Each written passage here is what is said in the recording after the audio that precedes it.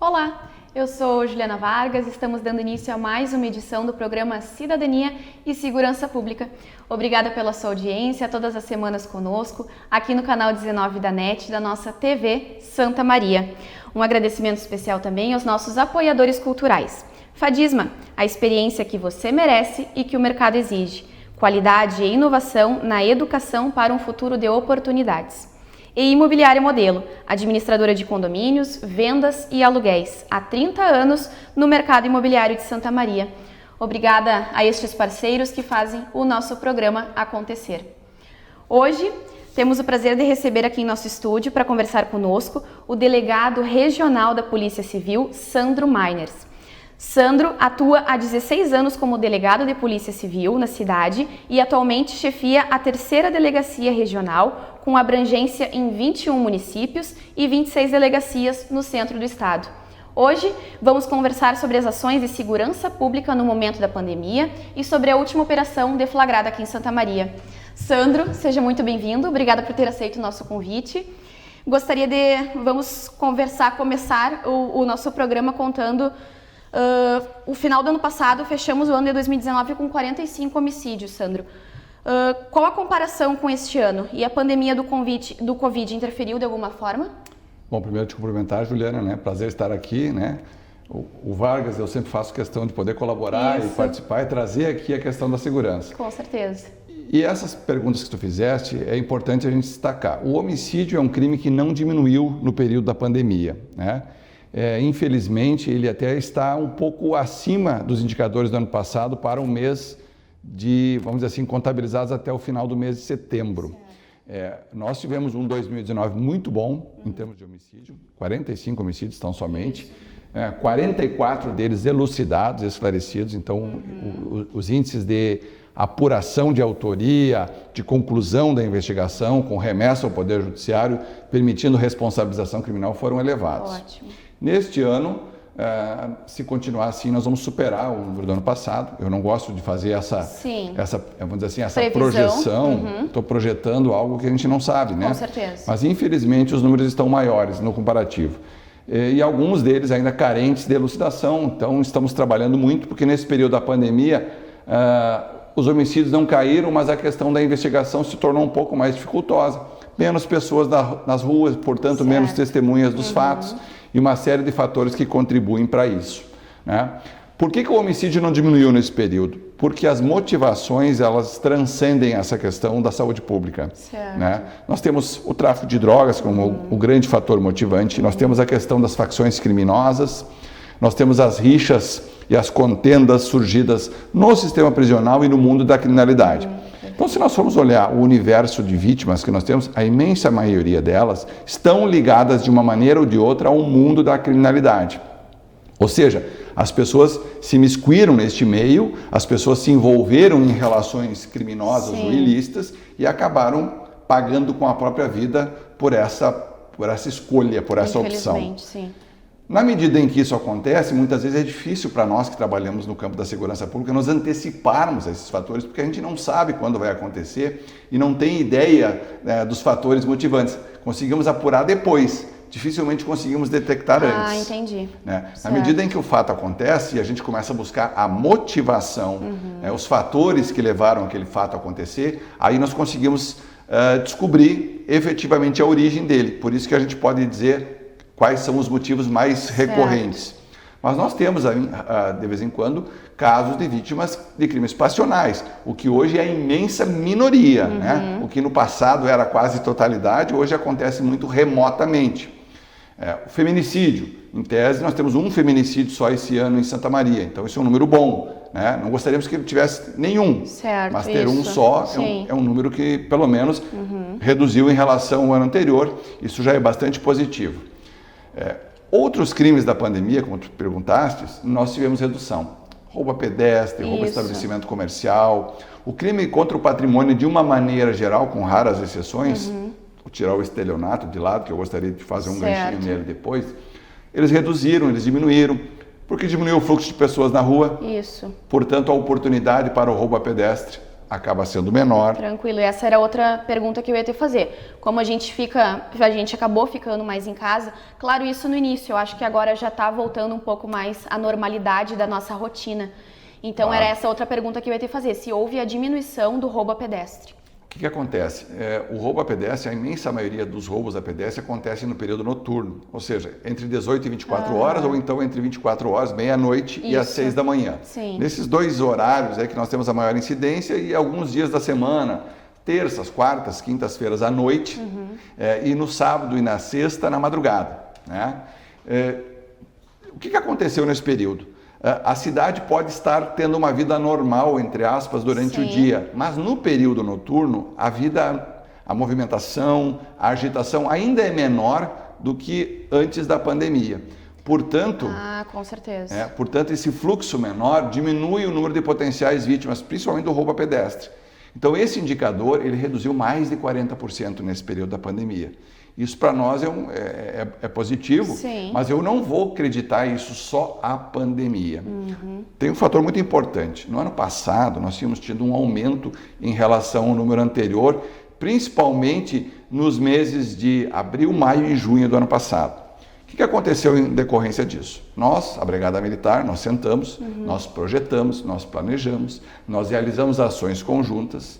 No âmbito da Polícia Civil, eu criei uma força-tarefa de enfrentamento ao roubo a pedestre, porque o que move o roubo a pedestre é o celular. Isso, né? É o principal. É o principal. As pessoas hoje andam muito descuidadas, com certeza, muito desatentas. O celular acaba sendo aquilo que chama atenção. Sim. Bom, na medida em que esse era o grande fator motivante, determinante, inclusive, de muitos roubos, tem casos em que o sujeito pediu só o celular, sequer pediu a carteira da vítima. Então, nós passamos a trabalhar também em cima da receptação, porque o roubo do celular requer um mercado para absorver este celular roubado. Exatamente. Então, na medida em que isso aconteceu e foi detectado, nós começamos a combater os receptadores.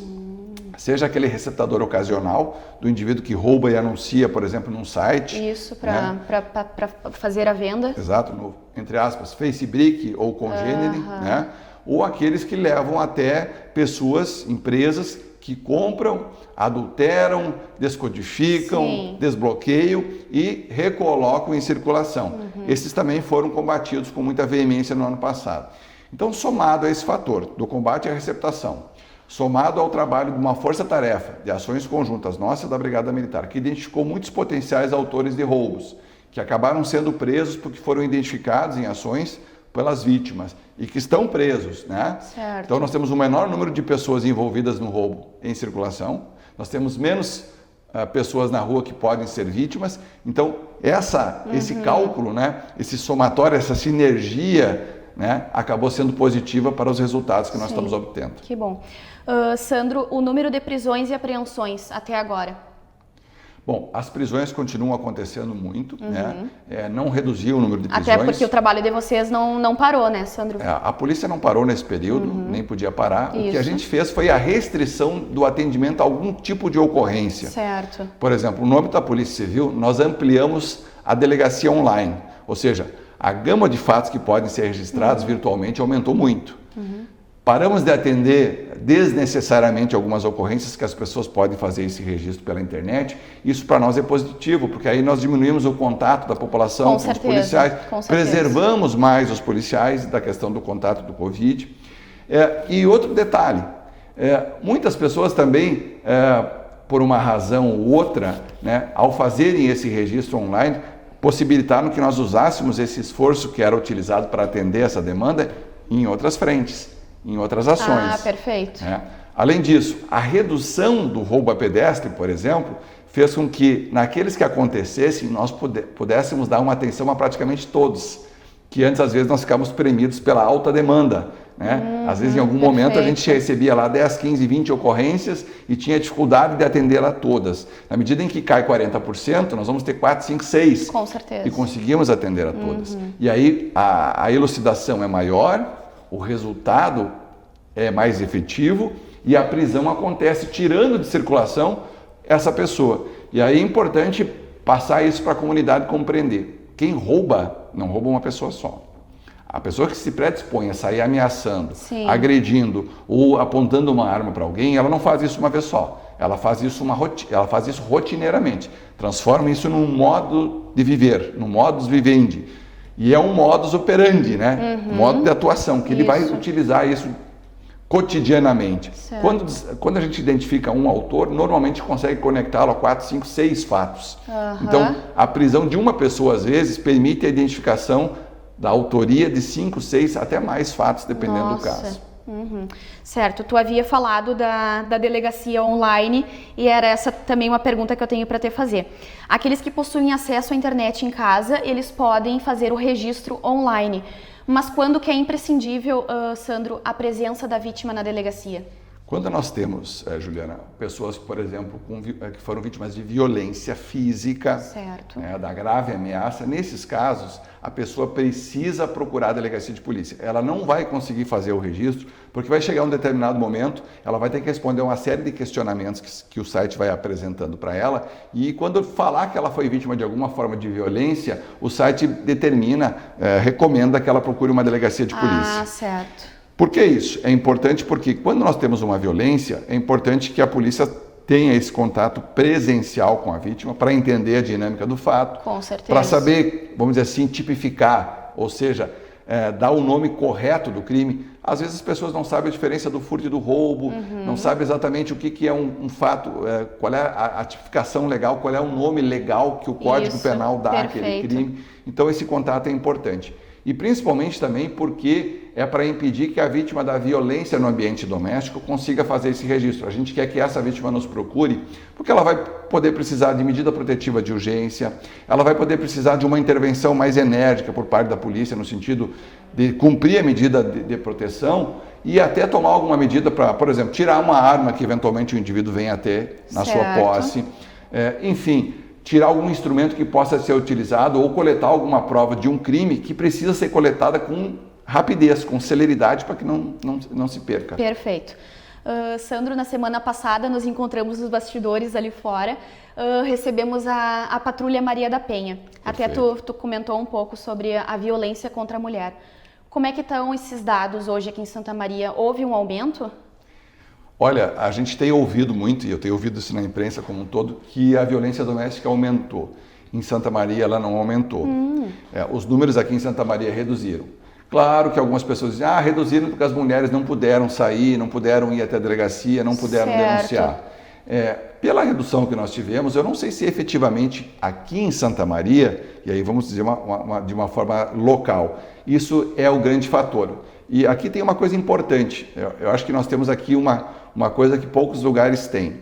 Nós temos um grupo, né, que é focado na prevenção e na repressão. Isso. Os órgãos que trabalham na repressão trabalham irmanados, trabalham integrados. Brigada Militar, Polícia Civil através da Delegacia da Mulher, Ministério Público, Poder Judiciário, que é a vara, o juizado da violência doméstica. Existe uma sinergia muito grande, uma integração muito grande. Que bom.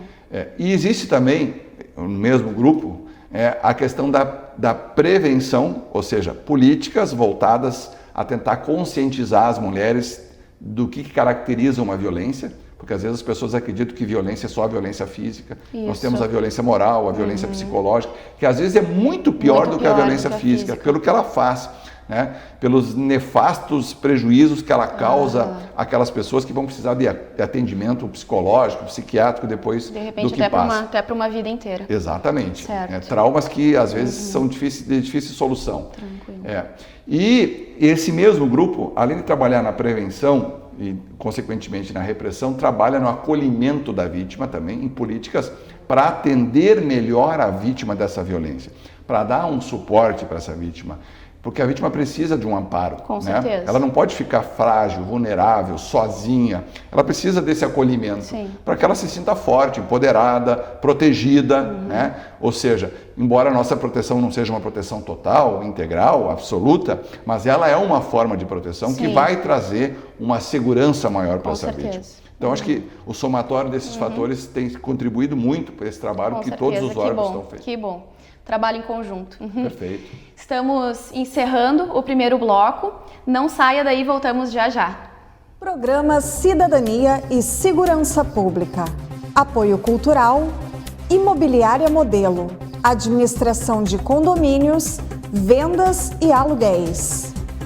Fadisma, uma faculdade atenta às potencialidades locais e regionais, sem perder de vista a complexidade do mundo globalizado.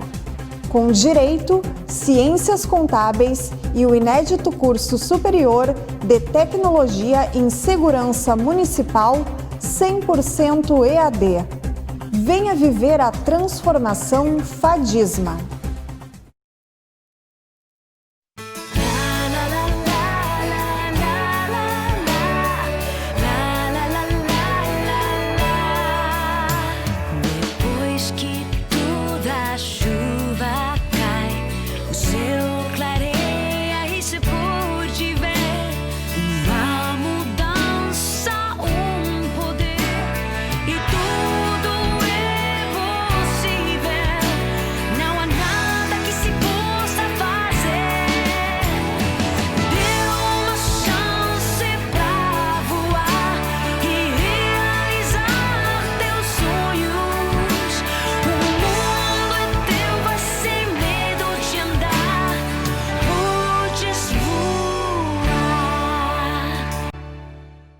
Em frente.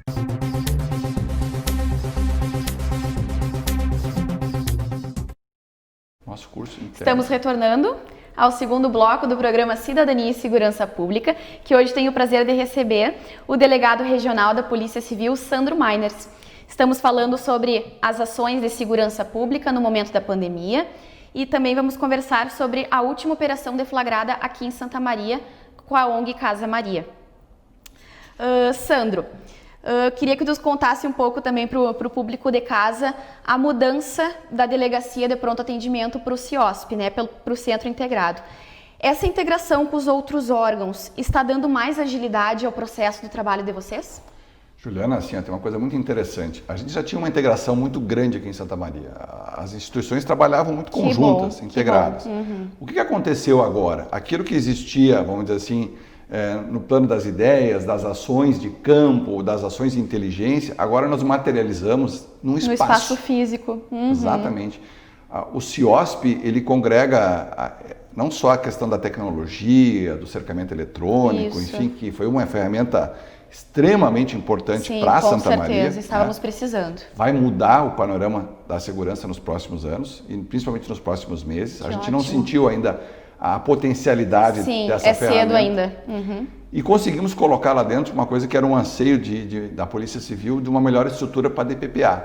A DPPA é a porta de entrada, é o cartão de visitas, né? Quando uma pessoa é vítima de um crime, ela procura a DPPA para fazer o seu registro de ocorrência.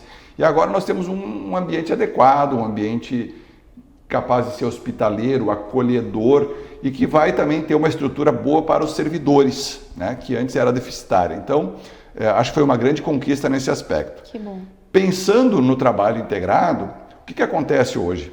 A gente vai receber lá em cima uma ligação no 190, a brigada na sala de despacho das viaturas vai despachar a viatura para o atendimento, o pessoal do cercamento eletrônico vai poder acompanhar muitas vezes o desenrolar da ocorrência, né? A fuga do criminoso, o próprio fato criminoso através acontecendo. Através de todo o processo, de todo o monitoramento ali. Exatamente.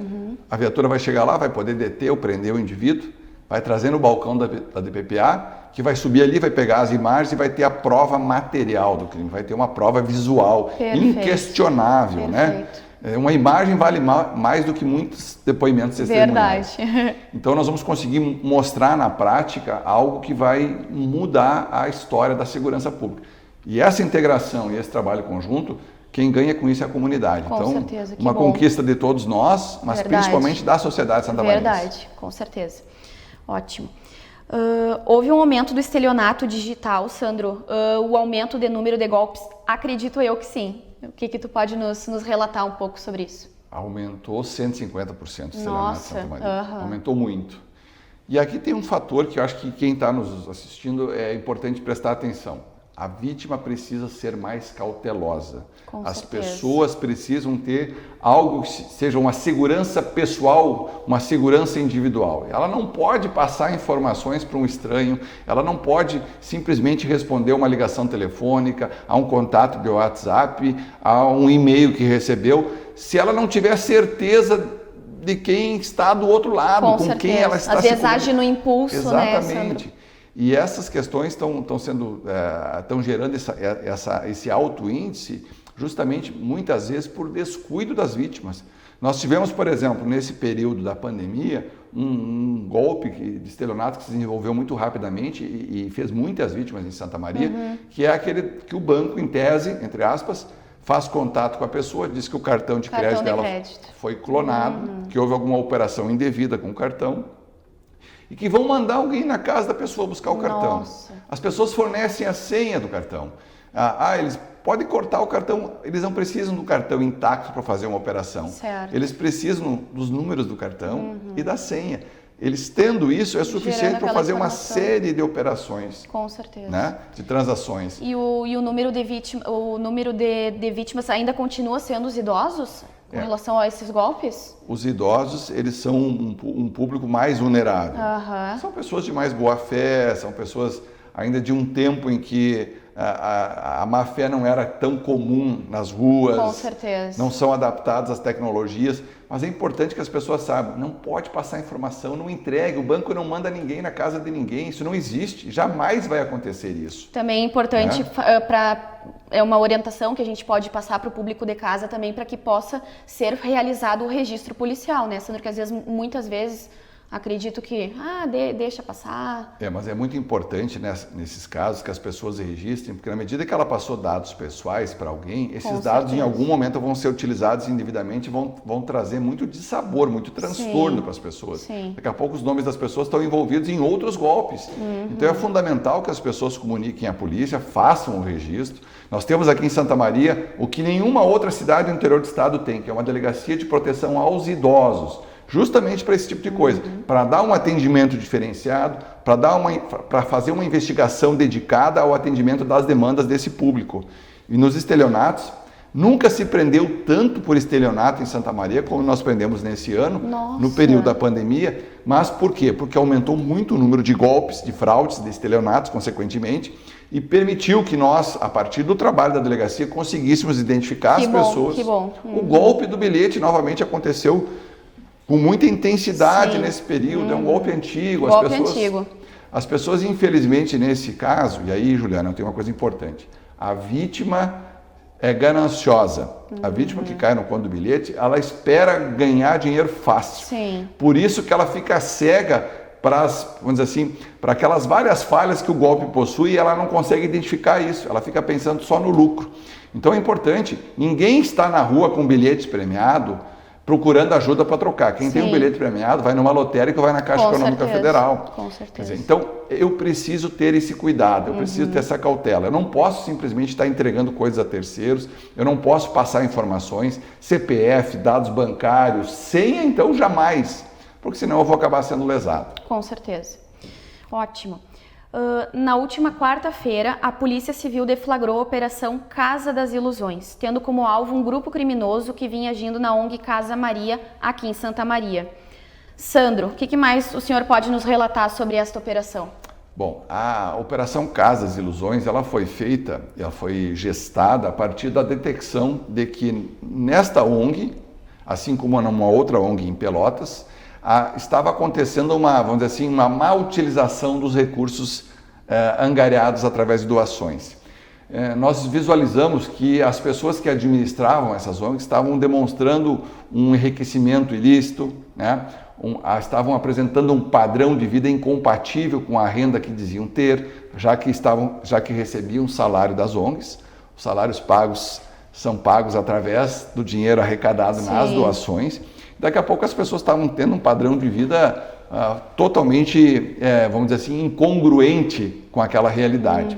Na medida em que isso foi detectado, nós começamos essa investigação que culminou na última quarta-feira com o desencadear desta operação. Foram 8 mandados de busca, 20 pessoas foram impedidas de ter qualquer tipo de acesso ou contato com as ONGs, tanto aqui quanto em Pelotas. Certo. Nós conectamos as 2 ONGs, a de Pelotas com a de Santa Maria, porque o presidente da Casa Maria aqui em Santa Maria é o administrador certo. da então, Fé Criança lá em Pelotas. Tinha uma ligação. Exatamente. Perfeito. E essa conexão, essa ligação, ela não se explicava muito bem. Por que alguém que administra uma ONG lá é o presidente da ONG aqui? Se a pessoa nem vive aqui, não mora aqui, por que ela figura como presidente?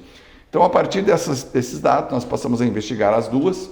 Nós sequestramos bens, todos os bens móveis, veículos, vários imóveis foram tornados indisponíveis.